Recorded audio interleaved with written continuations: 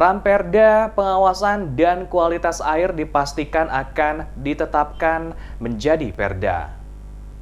Pembahasan Ranperda tentang pengawasan dan kualitas air oleh DPRD Kota Ambon dipastikan akan rampung dalam waktu dekat sehingga Ranperda ini bisa ditetapkan menjadi perda. Yusuf Latumeten, Wakil Ketua Pansus Ranperda Pengawasan dan Kualitas Air mengatakan Ranperda yang saat ini tengah dibahas oleh Pansus hampir rampung dan tinggal menunggu pembahasan selanjutnya bersama Pemkot termasuk uji publik dan selanjutnya diparipurnakan menjadi perda. Khusus dalam pengujian publik, beberapa pihak juga akan diundang, di antaranya Dinkes Kota Ambon dan PDAM. Disinggung soal alasan yang muncul sehingga DPRD menginisiasi untuk mengusulkan Ranperda tersebut, menurut Latumeten disebabkan karena hingga saat ini Kota Ambon belum memiliki produk hukum terkait dengan pengawasan dan kualitas air. Hal inilah yang mendorong DPRD Kota Ambon mengalami kekosongan produk hukum sehingga ada inisiasi terkait Ranperda dimaksud.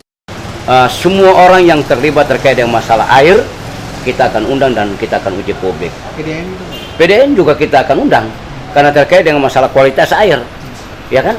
Dan itu berarti bahwa setiap bulan ketika peraturan daerah ini diketok, PDN punya air juga tiap bulan diuji di lab. Karena ini terkait dengan masyarakat yang konsumsi.